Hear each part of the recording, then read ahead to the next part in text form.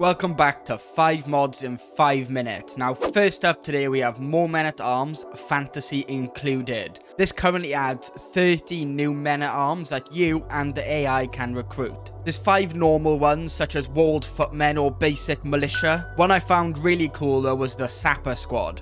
A cheap unit that has all sorts of tools to help speed up your sieges. Now there is also 2 animal units with the European and Northern wolves, which are pretty cool units too. And finally there's 6 fantasy men-at-arms. And be aware you can disable the fantasy units if this isn't your kind of thing, but it adds things like giants and a bunch of different types of wyverns. That all cost a fair bit, but they do end up being pretty powerful as you'd probably expect. And the last thing I'll mention is there's new decisions added, like the one to seek giants, which was actually a really well-made event chain where you explore a village, then decide to go from there and how you plan on greeting the giants when you finally do find them, and each option will give you a different outcome. Now for the future, they say they want to add even more men-at-arms to the game and buildings that affect them. They mentioned a wolves den that could be used to actually upgrade the wolves, which would be pretty cool to see, but overall I really like this mod. The way they have introduced the fantasy units really doesn't feel massively out of place,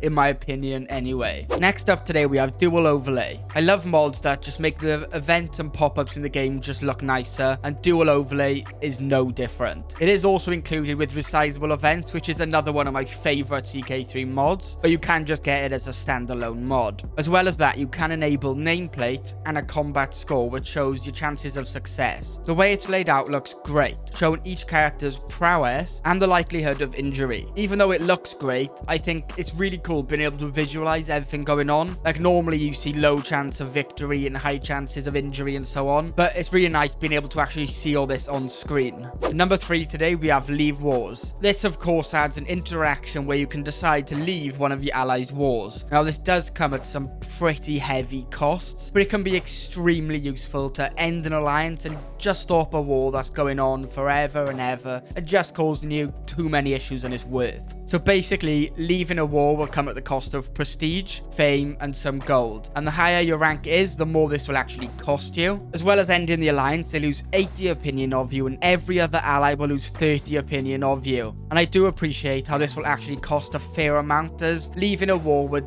definitely be a terrible look, but it's nice that it is made possible. And you do actually have a game rule to mess around with the costs a little bit if you want to change them, but I think the base costs work fine. Next up, we have Configurable Newsfeed. Now, I really like the idea of this mod. It replaces the vanilla style notification screen for a fully customizable window, giving you many options to tinker with and get the perfect one for you. As I really struggle with keeping up with the people around me in CK3, and for a game all about the characters, I think this is a pretty big problem, and this just really helps with that. So there's 7 different types of people you can follow if you want. You have yourself, your spouse, dynasty members and extended family, your liege, direct vassals, and your pinned characters. And then for each one of those, you have different categories you can follow. Now this is just insanely useful. I especially like the ones where you can follow your dynasty to see who they are marrying, wars they are participating in, and so on. And you can adjust the size of the window and move it around. I do prefer moving it to the top left of the screen, as personally it just feels like the least intrusive for me anyway up there. But I'd love to hear your thoughts on this mod. I just think it's a great mod. So last up today we have Emirate, the Emirate of Crete. And it's made by 3 great people, so make sure you check this out if it is interesting for you. Now starting in 867, the Hafsid Empire controlled Crete. This allows you to elevate Crete, and this decision can also be taken by the AI as well. They do say it's based off the Elevate Isle of Man decision that was introduced in the Northern Lords DLC, so doing this grants you the Legacy of Piracy, giving you some pretty nice bonuses to your embark cost, and you gain some nice raid speed as well. And of course, it gives you the ability to raid no matter what government